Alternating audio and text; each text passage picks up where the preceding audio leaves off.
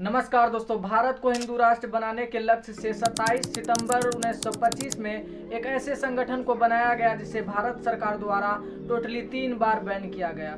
इस संगठन पर कई आरोप लगे जिससे इसे गोडसेवादी संगठन भी कहा गया। जी हाँ दोस्तों, मैं बात कर रहा हूँ आरएसएस की, जिसका फुल फॉर्म है राष्ट्रीय स्वयंसेवक संघ यानी नेशनल वॉलंटियर ऑर्गेनाइजेशन। जिसका मतलब है वो व्यक्ति जो बिना किसी दबाव या पैसों के समाज का सेवा करता है। तो आइए जानते हैं क्या है आरएसएस के पीछे की सच्चाई। क्यों आरएसएस ने भारत के तिरंगे को स्वीकार नहीं किया? क्यों भारत के कई देशद्रोही आरएसएस के मेंबर थे?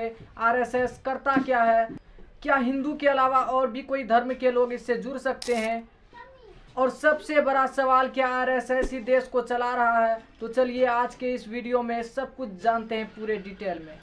वैसे तो आरएसएस की स्थापना आज़ादी से 22 साल पहले ही हो गया था, इसलिए इस संगठन का शुरुआती पर्पज केवल एक ही था, ब्रिटिश राज के विरोध में हिंदुओं को एकजुट करना, ब्रिटिशर द्वारा लगाए गए कानून का विरोध करना।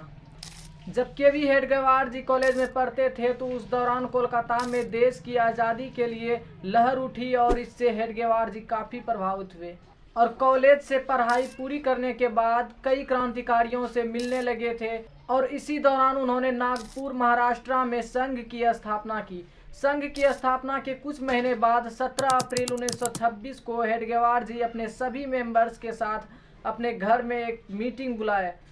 उस मीटिंग का मेन पर्पस था ऑर्गेनाइजेशन या संघ को एक सही नाम देना।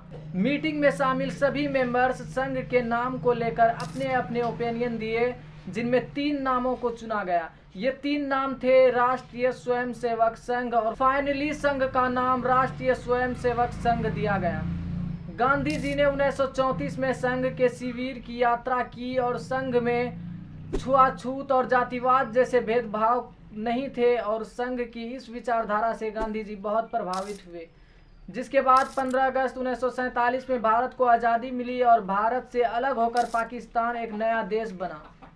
इसके बाद आरएसएस ने अपना मेन पर्पस ही बदल दिया, अखंड भारत होने और संपूर्ण भारत को हिंदू राष्ट्र बनाने पर जोर दिया।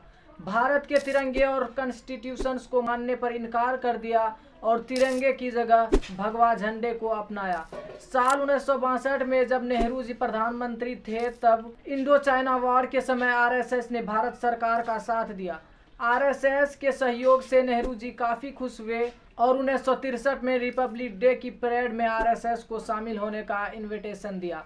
आरएसएस ने बाढ़ और भूकंप जैसी प्राकृतिक आपदाओं में भी पीड़ितों की मदद की और सरकार का सहयोग किया।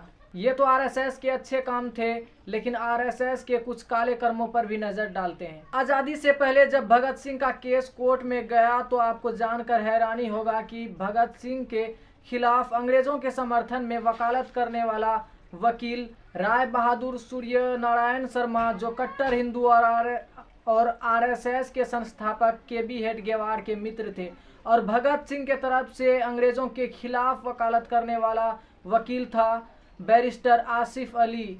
आज़ादी के बाद महात्मा गांधी को गोली मारने वाला नाथूराम गोडसे भी कभी आरएसएस के मेंबर थे। इस घटना के बाद पहली बार आरएसएस पूरे देश के सामने आया और लोगों की नज़रों से गिरने लगा और इसी टाइम पहली बार आरएसएस को बैन किया गया।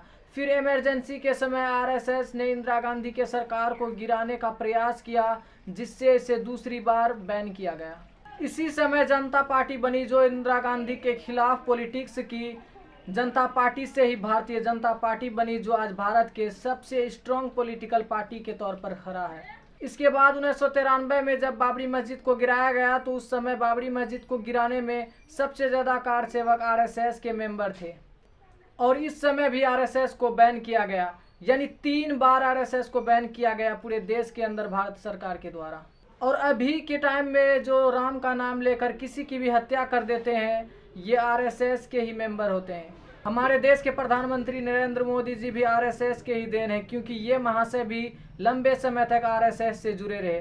देश के कई दिग्गज पॉलिटिशियन जैसे अटल बिहारी वाजपेयी, नरेंद्र मोदी, राजनाथ सिंह, अमित शाह, नितिन गडकरी, मुरली मनोहर जोशी, रामनाथ कोविंद जैसे और भी कई पॉलिटिशियन आरएसएस से जुड़े थे और इससे साफ पता चल रहा है कि आरएसएस ही देश को चला रहा है। अब क्योंकि आरएसएस की आइडियोलॉजी भारत को हिंदू राष्ट्र बनाना था, तो अलग अलग धर्म के लोग इसमें शामिल नहीं होते थे। तो इसने आरएसएस के अलग अलग ब्रांच बनाए हैं, जिसमें मुस्लिम के लिए मुस्लिम राष्ट्र मंच, सिखों के लिए राष्ट्रीय सिख संगत को बनाया।